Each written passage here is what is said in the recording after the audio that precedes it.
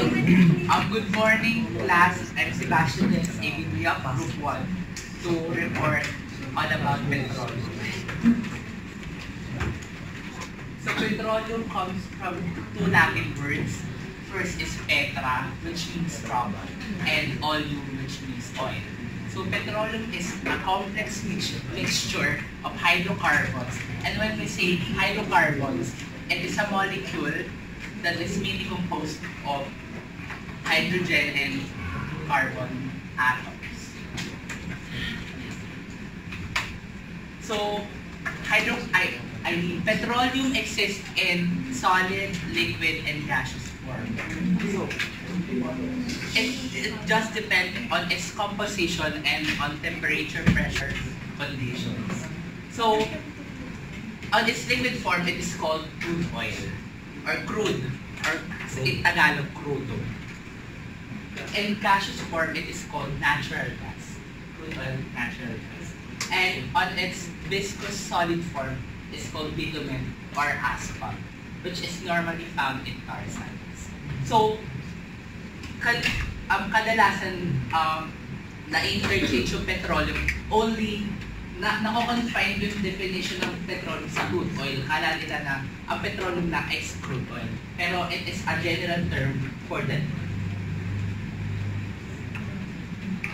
So let's proceed to the chemistry of petroleum.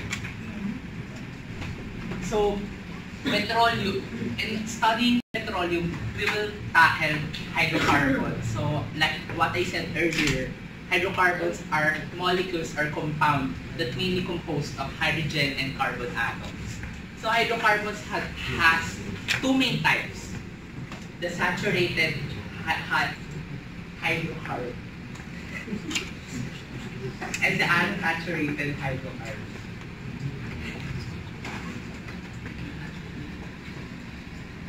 Under the saturated hydrocarbon is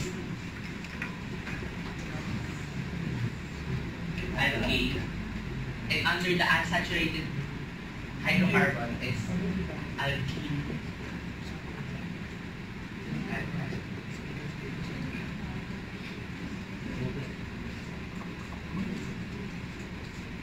So, alkane hydrocarbon only has single bonds, while alkene has two bonds on its structure, and alkyne has three bonds on its structure. Has triple bond. In studying petroleum, the main constituent of petroleum, we will focus on alkanes, or the single bonded structures.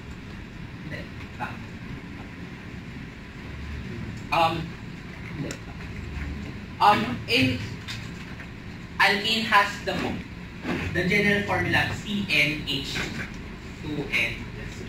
So, if you would notice, C, in methane, the carbon atoms is 1. So, 2n, 2 times 1 plus 2, CH4. We will focus, in studying petroleum, we will focus on natural gas, which is its gaseous form. And this is crude oil. So, as you can see, the important hydrocarbon molecules of natural gas is simpler than those of crude oil. So, mas simple yung structure ng natural gas kaysa sa crude oil.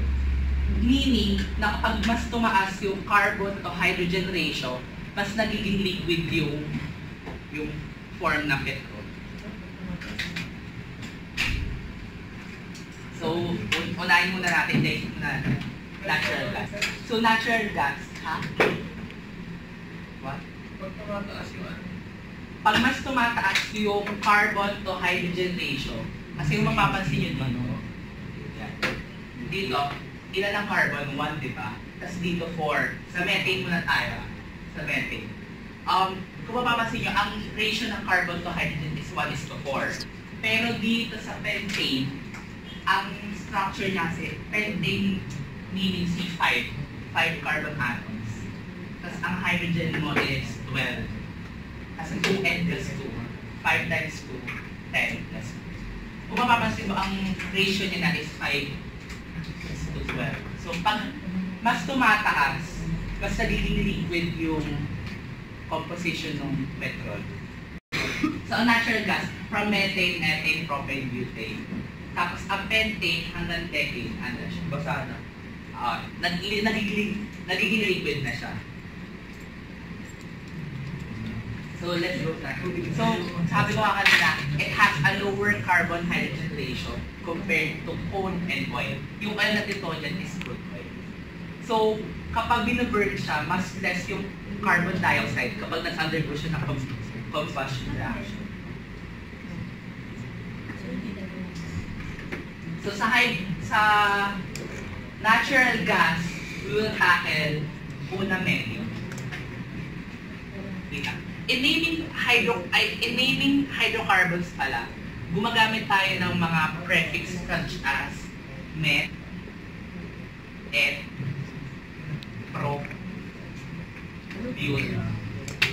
Tapos yung the rest, pen, hex, hep, yung ginagamit sa mga polygons. So, eto, which is 1, 2, 3, 4. So, tas ang ginagamit natin sa alkane, in. Sa alkene, in.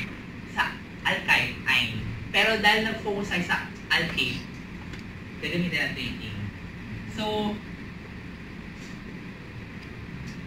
ang hydrocarbon composition ng natural gas has 3 divisions. Una, yung methane. Yung methane kasi, siya yung pinaka parang important constituent. Kumbaga, siya yung mostly na natural gas, yun yung composition ng methane which has chemical formula of CH4. So it is an odorless and colorless flammable gas na ginagamit sa ano. So, ang composition din ng natural gas, we also have NGLs or the natural gas liquid.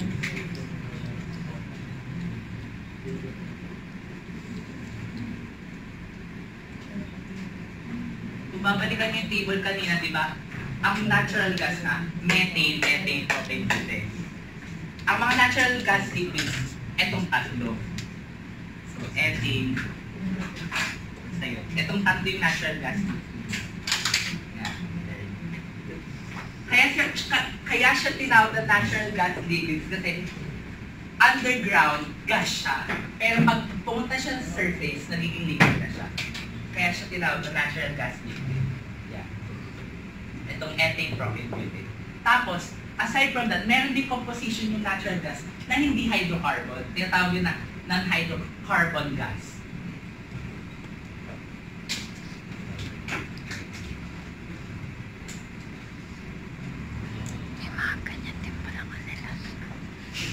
Mainly composed ng carbon dioxide, hydrogen sulfide, ng nitrogen, tsaka nitrogen. So yan yung mga composition na makikita yung natural gas, pero hindi sila hydrocarbon. So let's focus sa hydrogen sulfide. So si hydrogen sulfide, kung titignan nyo yung ano niya, effect niya, pag dinistribute kasi natural gas sa pipeline or sa bulb, metal kasi yung bulb na gagamitin tsaka yung pipeline. So, ang mangyayari, corrosive kasi siya. So, mangangalawang. So, ang ginagawa, pag nire-refine yung natural gas, ginagawa, tinatanggal yung hydrogen sulfide. So, nire-remove siya. Ang tawag sa natural gas na rich ang hydrogen sulfide is sour hydrocarbon.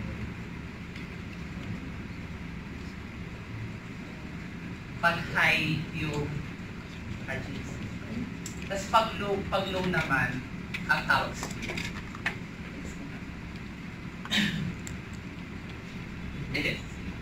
Tapos, aside from natural gas, crude oil naman tayo. Sa crude oil naman tayo. Sa crude oil naman, ang mainly ano naman niya is yung greater than 5, yung carbon atoms, ay greater than 4. So, simula kay pentane hanggang sa 50 na carbon atoms, hanggang kay pentalene, 10 a decade. 15 yung carbon atoms. Kasi greater than that, solid na siya. So, yung sinabi ko kanina, bitumen or asphalt. Sa crude oil, dalawa lang naman yung composition niya. Is either naphthalene or aromatics. So sabi dito, ang naphthalene kasi ring shape siya. Unlike sa alkane, single chain lang siya. Sa naphthalene kasi ring shape siya, as in nagka-close figure siya. Sa aromatics naman, ring shape siya pero may apoy. So ginagamit itong aromatics para mas maging viscous yung oil. Kaya medyo malapot-lapot siya.